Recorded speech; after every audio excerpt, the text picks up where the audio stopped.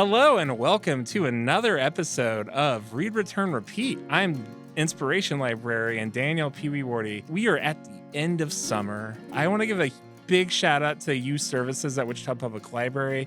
I was just told recently that this was the biggest turnout they've had for summer reading ever. And that's awesome. Shout out to Aaron and all the youth services librarians and everybody for making that a possibility. We're wrapping up summer. We did adult reading. I actually completed it, Kyle. I did it. I did the reading challenge this year. It was pretty, I read like 2 or 3 books, but a lot of activities. So it was nice. I don't know who's going to win the grand prize. I don't know if I'm eligible for the Lego set that they're giving away. I feel like I'm not eligible, but it'd be cool if I won still. So to tie in with this episode, that's why the reason I bring it up is because we're interviewing I think this might be our first youth young fiction writer that we're interviewing, a picture book writer. Today on this episode, we had Sarah Jane Crespo, author of The Sloth Moth. She is a local author. You might know her from KMUW. Now she works for the Kansas Health Foundation and does a lot of writing for them. Really awesome interview. So let's go ahead and jump into it, and we'll talk to Sarah about The Sloth Moth. Here we go. Welcome, and I'm here today with Sarah Jane Crespo. You might know her from her days at KMUW, but now she's an author, and she's here to talk to us about The Sloth Moth. Thank you for having me. It's a pleasure. Yeah, thanks for being on the show. Go ahead and tell us a little about yourself, and for those at home that might not know you. Well, I am a Wichitan, just born and raised here. I've been here pretty much my whole life, and went to Wichita State University. Always loved writing, and I, in college, pursued a communications print journalism degree because it was sort of like the safe route to go rather than just being like, I'm going to be an author. So I decided to do journalism. Coming out of the Elliott School at Wichita State, I went to work at Wichita Magazine at the time. And worked there until, with the recession, the magazine folded. But that was a really fun time getting to write for the magazine. We actually had Lori Dove, who was on this, who also wrote a book, and she was, when I went to work at F5 in college, I worked for F5 for a bit, and I was like, I actually like doing that a lot. I was like the movie review guy. Yeah, so I kind of remember Wichita Magazine, though, yeah. Yeah, it was a good one. And it was bought by another publisher, so it's sort of like, it was the Wichita Register. When I first worked there, it was the Wichita Register. It was bought by another publisher, became Wichita Magazine, and then it fizzled out, and then someone else took it up, and I wrote the cover features for them for a period of a couple of years, and then it fizzled out. And so I've written for 3 different iterations of Wichita Magazine.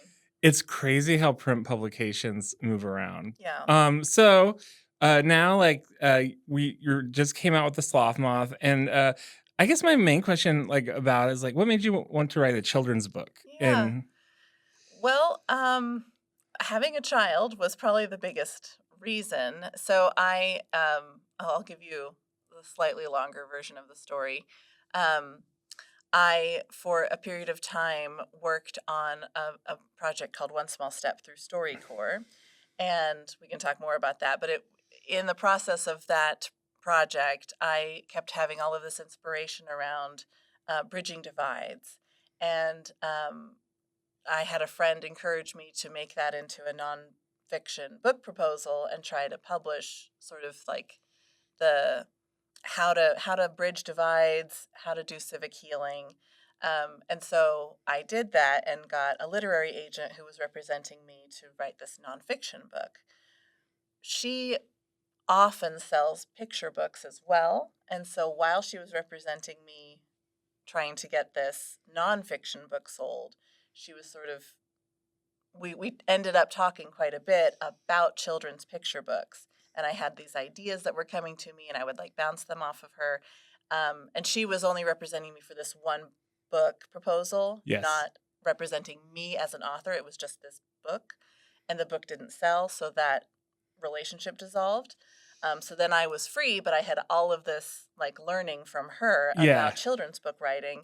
And also kind of an idea that doing that through a traditional publisher might not be as fun. Never say never, but I don't think that I will try to go the traditional route with the children's picture books. You lose all of the control and you're just beholden to their timeline. And there are just so many reasons why it is. It depends on what you want. It ended up not being something that I wanted enough even to try to pitch it So to. I didn't know that. So like let's talk about that for a Yeah. second. And so you were like, I'm not gonna send this out to publishers. I'm gonna do it myself. So like and then at some point, like, was there like a mechanism for there's like pathways for self-publishing. I know a little bit about, and so like, and I think like I don't think a lot of people know is like this is just common now, and Yeah. like especially like it makes sense with the children's books. So like I love the illustrations, and was that kind of a fun process? And how did you go about like finding an illustrator for the Oh, book? that was so much fun. So when I determined that this was the book that I wanted to start off with, and I had written the book itself, then I just kind of went hunting for someone who would illustrate in the style that I kind of envisioned for the project. And so there are lots of platforms online that you can find people to do contract work of different types, like Fiverr. Yeah. And that was actually where I initially ran into the woman who became my illustrator.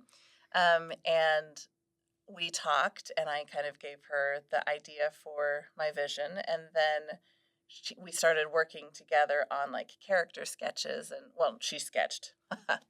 I gave feedback. She sketched. And then it became she was able to like flesh out the characters, and then page by page she sort of it was a really really fun process of like seeing how she blocked out the illustrations with the each page of the story, Yeah. and then really brought it to life. But it was really a very hands-on process of feedback between us and a lot of conversation. Oh, that's really cool. It was fun. And yeah, like yeah, I'm actually like interested in that because I like kind of want to write a comic book, and I'm like, oh, how does Yeah. this work? Like, and so that's cool to hear that that's an avenue to go. Yeah. So like the book, it's like I actually read it, and this is really funny. So I read the book, and like I read I can't Casey something's How to Keep House While Drowning. And like I actually like the book because the Sloth Moth is kind of like about responsibility and helping teach kids responsibility and like kind of gamifying it. So I guess that was like my question about is kind of like, is this something like I recently started when I like my whole problem is like when I have to hang up shirts, like my basket's full. So like I start a timer and like I go 10 minutes, let's see how many I can get done. Yes. And so like it's like I guess that's what I liked about your book was like I felt like, oh, I could have probably used this as a kid. And so like it the sloth moth, was this something that you used with your own kid or like Yeah, it is. And it worked really well with him, and so it turned into a story. But where like the origin of the idea came from is that I read a book called Hunt Gather Parent, which I'm fairly obsessed with this book. It is essentially indigenous wisdom applied to parenting. oh cool. It's a fantastic parenting book. It's the one, in my opinion. And a lot of it is about instead of demanding and like bossing your kid around and like being the authority, it's finding other ways to work together toward the things that the family needs, because you're a member of the family just like me, like we got to do this together. And like in our like modern age, children get the idea that their job is to sit and watch TV, or to play with their toys, or to at least be out of mom and dad's hair. Like that's their job. Yeah. Like we tell them that in all the little ways of like, you're doing the chore wrong, go away and play with your toys. The way that we communicate with them isn't, we don't necessarily like say it like that, but we communicate it to them in big and small ways when they're young, and when what they want to do is help. And then later, they don't want to help. Yeah. Like, wonder why. So, so anyway, there are a lot of really actionable ideas in that book for how to get your child to feel like a member of the family that has a job to do, and that they're a valuable part of getting whatever the family needs on a daily basis. Yeah, I didn't. Yeah, that makes sense. Yeah. Yeah, that's really good. I have to check it out. Like you said, like I just kind of you said like there's an indigenous component to this, and like I grew up I'm native on my dad's side, so I kind of like grew up with a little bit of that, and it's like my first thought is like we didn't have a sloth mom, but we had Batman, and I was like, if you don't stop acting up, that man's gonna get you. And my auntie would just like point, like we'd be like out in public, and Batman. that man. It's like I gotta act right. But it's like Sloth Moth is way less traumatizing than that. So well, that is kind of so.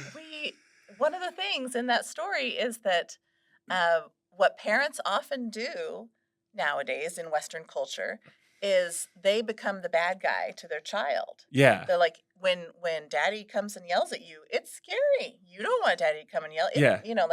So that becomes like a fearful thing.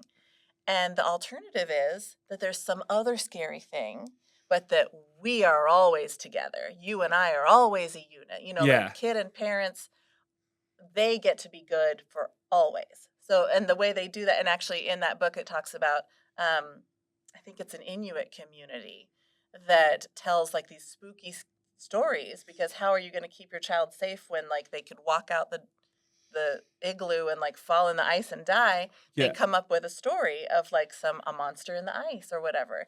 And I mean, yes, they're telling their kid a story, but they get to not be the bad guy then.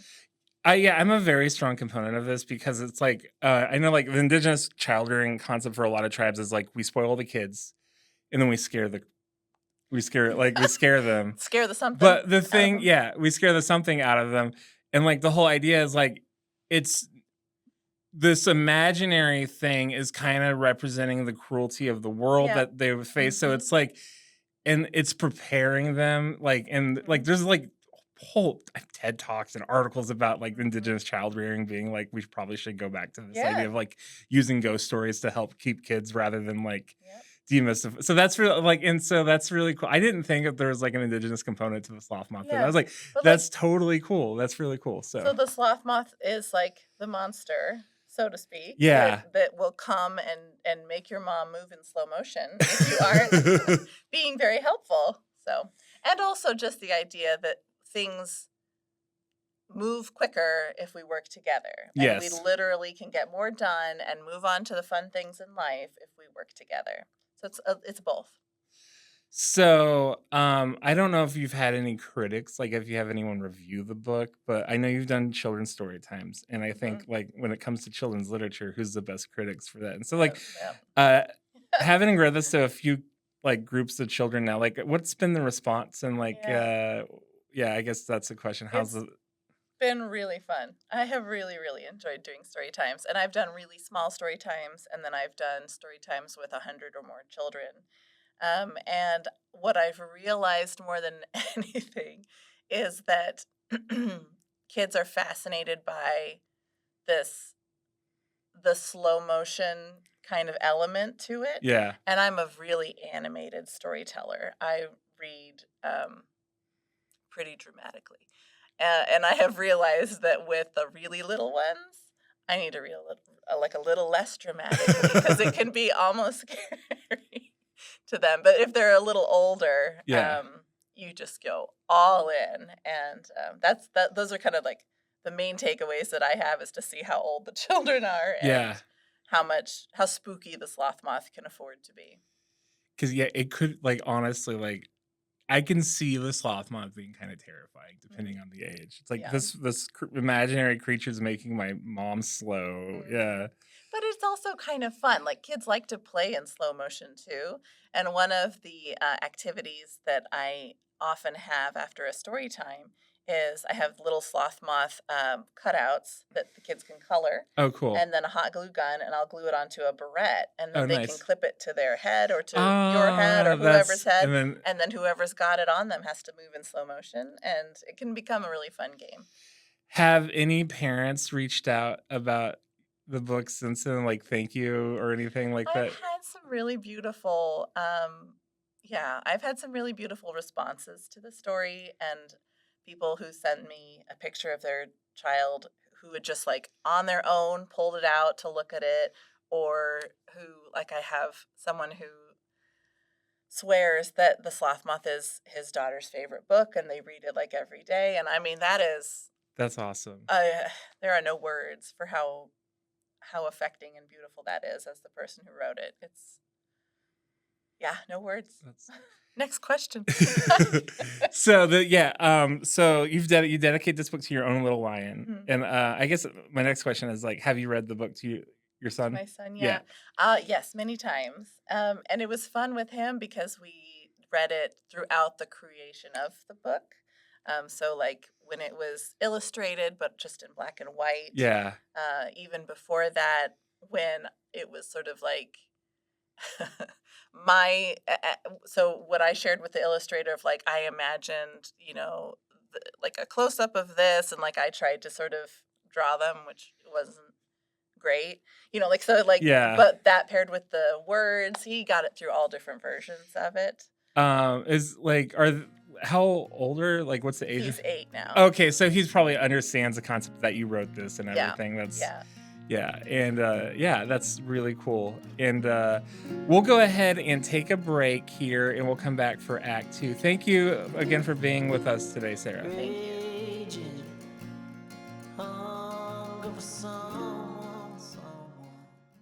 Did you know you can check out more than just books and movies at your library?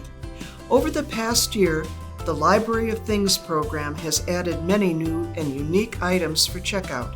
Keep your home safe with our radon detectors, or explore the night with our telescopes.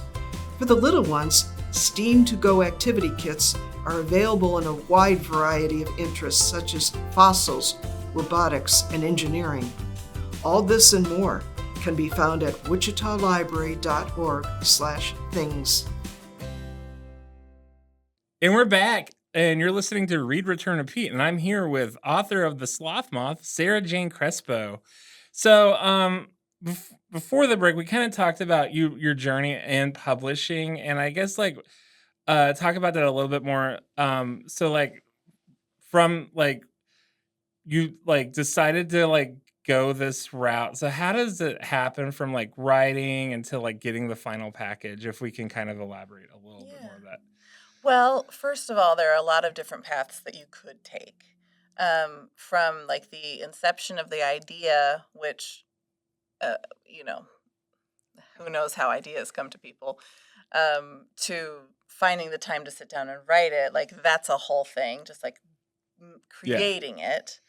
But then I think what you're asking about is how to then make it into a book. But also, I guess the drafting of it. How many drafts did you write of Yeah, a bunch. Yeah. And at the time, I still had my literary agent, so I showed her a bunch, and she gave me feedback. And so I did have the advantage of getting to work with her in the really early days.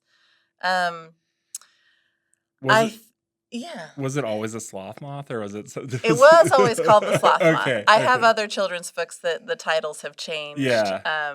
That hopefully those will get to live in the future. But I think the biggest light bulb moment for me with writing children's books, because I've written lots of other formats and categories, is that because it's a picture book, it's called a picture book, right? There are pictures on every page. Yeah. The pictures tell the story too. So you don't need as many words, and you can afford for the picture to say the thing that your words would have said. So my initial drafts had a lot more words in them because this is what's happening. But as I started to work with my illustrator, I was I can actually eliminate this whole sentence because you see this happening right here. And so paring it down because you let the illustrations kind of have their power, and show the story wherever it is. And you have to like just figure out where, like when a picture can say it better and when words can say it better. So I do have experience like writing screenplays, and I know like when you write the action versus the dialogue. And Yeah, so like when right. you write a children's book, are you writing what the picture would be showing to? Yes, Yeah. originally I did. So Yeah. originally it was this long, I don't know how many words it was, but it was a lot longer because it described everything. Yeah. And then somewhere in the middle drafts, it was like a shorter, the word count actually wasn't shorter, but I had then separated and bracketed the things that were like going to be shown through the illustrations. That was just what I did. I'm not sure that's like best practice, but and then eventually when there were illustrations, I could just delete those sentences, and then even then before I got to the final draft, I found I was able to just slice off a few more words here and a couple words here. And I do think the shorter, well, not always, but I think by and large, the shorter the better with children's books, Yeah. with picture books at least, because it's able to just be a little punchier, almost like poetry. Like it's more powerful when it is just pared down to only the words that have to be there. So I guess that's my next question is like I've been on interview panels with like children's librarians, and I know that like I don't work in children's services, but like I know that there's all these literacy like thresholds they have to meet and like requirements and stuff. So like when you write for children, are there like metrics that you have to like, because you're not gonna put like a 5-syllable word in there. Right. And so it's like, is there like some kind of standard of measure for that? Or like is it just kind of like making sure you're writing at a certain grade level and stuff? Yeah, I don't know if there's a standard measure for that. If there is, Yeah. I would love to know. I don't. What I did was just I rolled it back, and I do tend to like use the flowery language. So Yeah. I did have to catch as I went through editing, oh, this word, that's too advanced. And then think about communicating with my son and like which words would illustrate it best to him, whatever the thing is. Yeah. He would use this word. Okay, I'm going to put that in here, So I just kind of did it sort of on the fly as I went through. But probably something exists because, it is a science out there. I just kind of flew around and did it. And so like then we get to the distribution of the book. So like did you like just go kind of through like I know there's like Amazon has a service and stuff. Did you like go through like was it like was there a company people recommended, or is it just kind of like Yeah. You can do indie printing a variety of ways. The biggest one probably is Amazon KDP. Yeah. But Ingram Spark has a print on demand, and it's the print on demand that has made everything possible for indie publishers. So Ingram can do hardcover. Amazon doesn't do hardcover books. Yeah. So when I release the softcover, I'll probably use Amazon for that. But for hardcover, I went through Ingram. And they're all different, and they just kind of have their own little like hoops to jump through and requirements and things. But it's also it isn't like rocket science. It's not my favorite thing in the world, but you just kind of follow their format. And in my case, I worked with my illustrator to get the right files into where they needed to go. Oh, I can't imagine like having to deal with like PDFs and layouts and stuff. It's the worst. How many people worked on the book outside of you and the illustrator? Was there like counting my agent who gave me feedback initially, and then I also have a friend / editor who has worked on it for me kind of here and there. Let's see. Maybe under half a dozen, probably. Just That's a few cool. people here and there. It's like that's really cool because it's like I think about film and like how it's so hard to like make a movie, and it's like I keep writing films and I'm like they're too long. I'm like this is going to take a dozen people to make and Yeah. stuff, and it's like really cool when you can do like solo or at least a small group of people to make something happen. And I think it's really cool. I think we live in a democratized society where like things are more accessible and we could write our own books and we could make our own films and make our own music. And I think it's like this is like you put this in the library, it's gonna look like books that someone had to go through a rigorous like publishing and like Yeah. rejection and everything. So Yeah. it's like at the end of the day, it doesn't matter how it got about, and it's a very good quality. And so like yeah, and I think that's really cool that you made it. And so like I guess like or my next question would be like, so you have like this background working, like you work in marketing now, and then you worked at KMW. So you've written a lot for adults. And like we've talked about it a little bit before, but like do you want to do more writing? If you're so like your next writing projects, I think, are children's picture books, or are you looking at writing something more for like adults soon or anything? Yeah, the next ones that you all will know about will continue to be children's picture books. Yes. Yeah. Other than maybe the odd short story here and there. Yeah, But because you won an award for one of your short stories, like a couple of years yeah. ago, yes, it was my first and last because life has just been too crazy. I kept thinking, oh, I'll do some more of these. And then no, I haven't, but I'd still like to. It's really fun.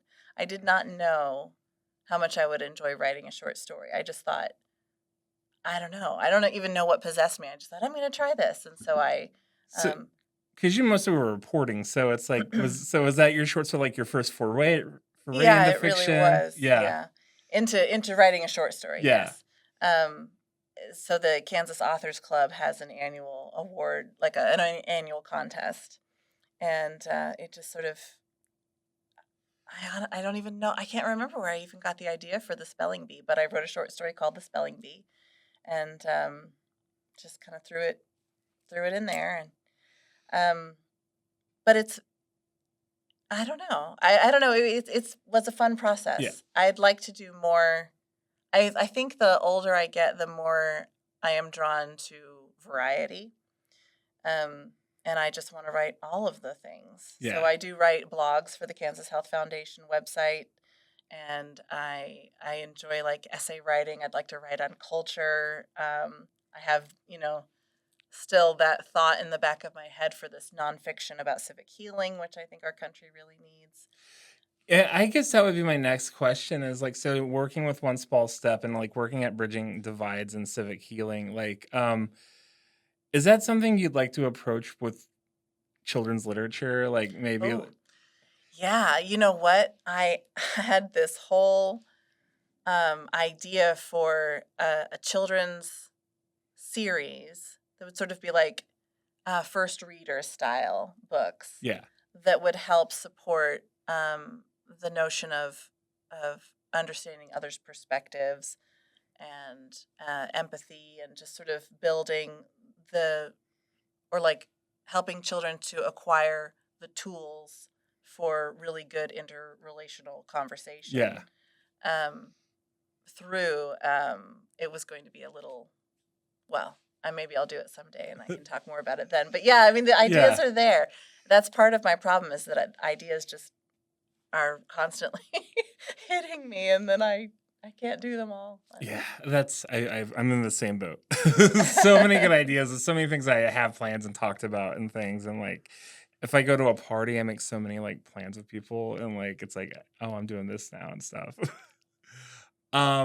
So like, you worked in public radio and, public radio, I guess my question about that is like, having that experience, is there something that you brought from that into your writing? That's an interesting question. I think all of my every day of life can be brought into your writing. Yeah. Just as long as you're open and learning, anything can become inspiration or fodder for whatever it is that you're going to do. I I think I learned a lot of really good. I think I learned how to be discerning from my time at KMUW. Yeah.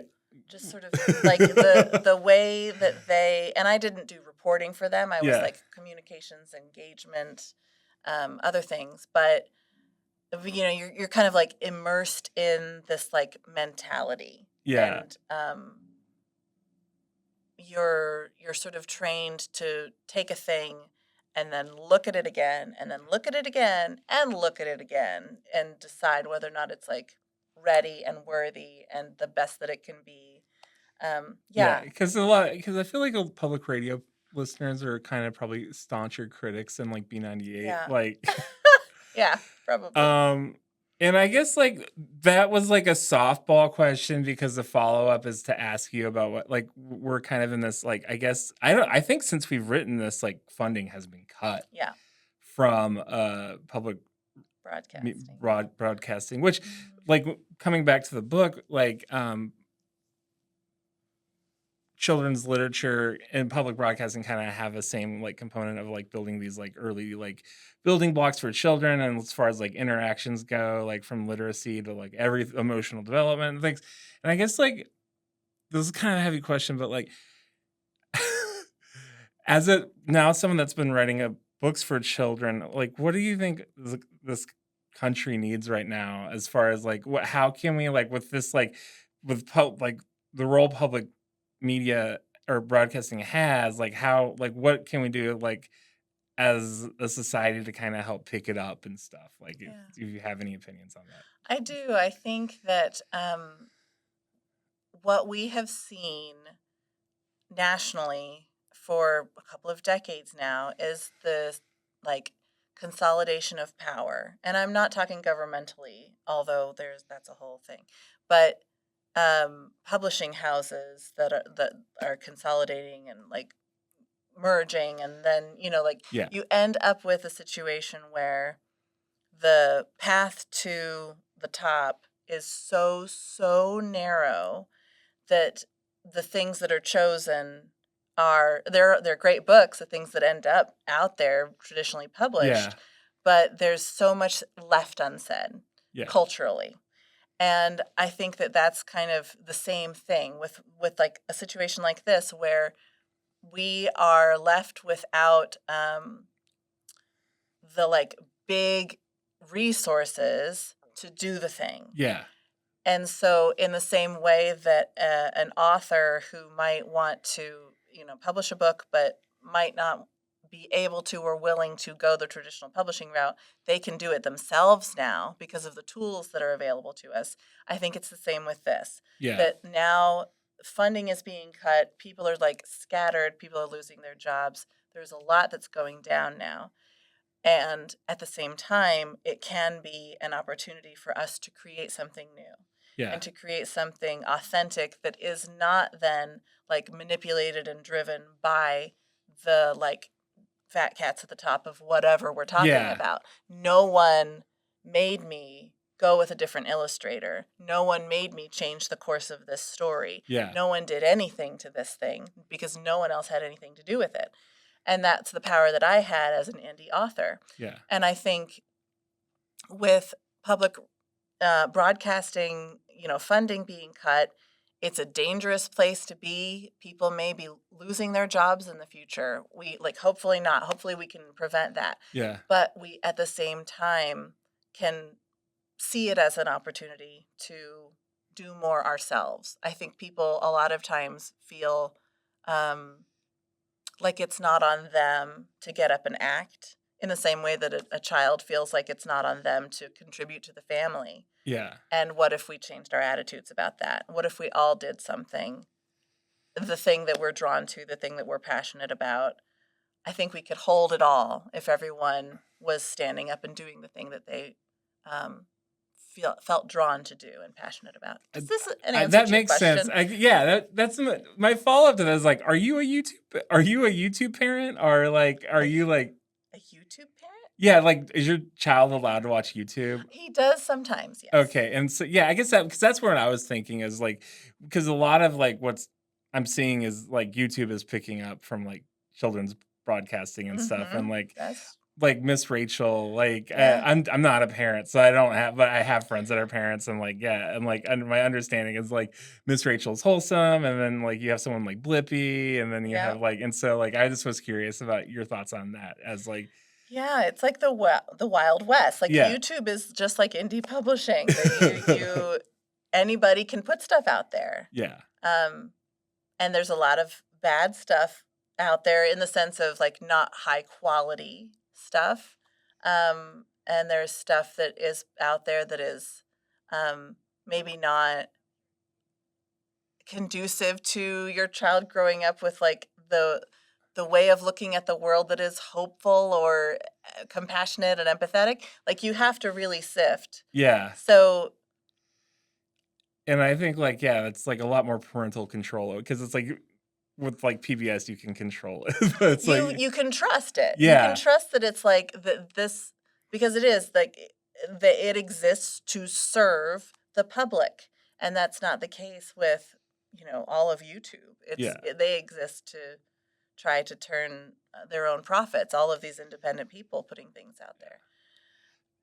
Sorry to derail about that. Yeah, no, it's a weird world we live in, but as much as it is scary, I think it's also an opportunity. So like, as like, I guess my next question is like, how, like, as a parent, like, how do you find, and like working and writing, like, how do you balance everything? I don't. I think the idea of balance is really beautiful. People talk about it all the time, but honestly, that's just one more thing to fail at, in my opinion. And like, as a parent, I'm a single mom. I have a full-time job. I have a lot of things pulling at me from different directions. I don't balance at all. Yeah. What I do is what I have to do that day. And then when there's room, I can pursue something. And when there's not room, I don't. And there have been weeks and months where I wasn't able to promote this, and I wasn't able to work on the next one. And, like you just do, for me, that's what it has turned into. Like it sounds good to pursue balance. It doesn't work for me, at least in this season. I do daily the thing I've got to do. And sometimes it has nothing at all to do with my own art. It has to do with my son or whatever needs to be done that day. And life does make room. I think rather than thinking of it as a daily balance, maybe the way to think of it is more like a larger scale balance of like the seasons of the year. This season I can work on this more, Yeah, I'm in the same boat. It's like there's stuff I want to get done, and it's like I'll put it off, and then like one day I'll just like hammer everything out. Yeah. And it's like then I just go back to just like existing. And it's like, and like I don't need to. I've come to terms with I don't need to improve this because I'm succeeding in my life. I'm not letting anyone down. I'm not letting myself down. And so it's like I think that's just like surrendering to the chaos of the world. Yes, a little bit, absolutely. So, yeah. Is there so I'm assuming we're gonna see more Little Lion adventures in the future? That's the plan. Oh, cool. Yeah. But no rush. I'm not announcing anything yet. But. And we're gonna wrap it up here. Normally when we wrap up, we just ask the person we're interviewing what they're reading, and if you have any like inspirations, recommendations, 3 books. Sure. Go ahead. Well, I could talk about 3 parenting books. That's great. Maybe, yeah, because it's like I'm sure our listeners would love to hear that. So. Yeah. Well, the one that I am reading now, I'm almost finished with, is called The Whole Brain Child. It was really good. I can't think of the author off the top of my head. But that one, and then The Anxious Generation. I've heard we've had people come to the library for that one. That's It's great. I mean, it's terrifying. It's horrible, but it's also really, really good information, and it gives you a good plan. So the idea essentially with that one is that we overprotect children physically and we underprotect them digitally. Yes. And so we should flip it a little bit, and it gives you a lot of really good actionable ideas for that. That's cool. And that one's Jonathan Haidt. Awesome. And then Michaeline Ducliffe, Hunt Gather Parent. Cool. I always have to mention that one. Those sound like some solid parenting reads, and definitely come check them out at the library if you get a chance, because I think we have we have all 3 of those, I believe. So, Awesome. And we also have The Sloth Moth by Sarah Jane Crespo. So come check it out, and and check it out at the library. I think Watermark sells it, and it's available online. Yep. And so thank you for joining us on Read, Return, Repeat. It was a pleasure interviewing you, and good luck with all that you're doing and balancing and not balancing. Thank you. Thank you, Sarah. Appreciate it.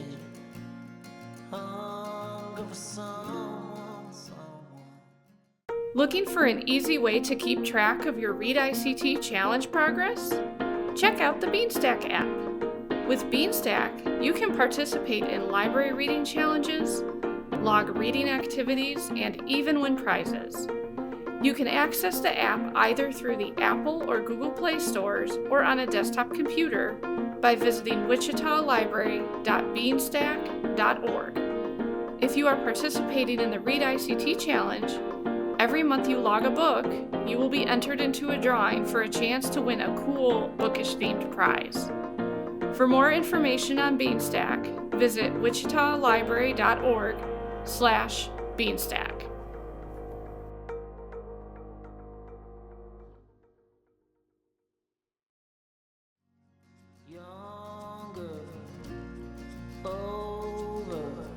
Awesome. That was so awesome interviewing Sarah. Definitely she had some good reading recommendations. Even though I'm not a parent, I kind of want to read the Hunt Gather Parent book that she mentioned, and make sure that you read The Sloth Moth. It's available at bookstores. You can get it at the library. You can actually check out a copy here. And that was really, again, awesome. I like doing in-person interviews, and hopefully we can do some more. I was talking to Kyle. I was talking to you earlier about I want to do the next one. I can't announce who we're having on the next show, but it's a big name, and I'm almost tempted to drive to Colorado so we can interview that person. I can't wait. I don't know if I can announce it. There's probably no rule that I can announce, but let's just, until it happens, I'm not going to announce it. But check out the next episode. But again, this was a fun episode. Thank you everyone for listening. Make sure that you check the show notes. We'll have those reading recommendations in there, and check us out. If you like this podcast, you can continue to listen. You can subscribe to us on Spotify or YouTube or Apple Podcasts or wherever you listen to podcasts. And if you like it, give us a review and let us know, and also tell your friends. This has been a Wichita Public Library production. Big shout out to Sarah Jane Crespo for being our guest today.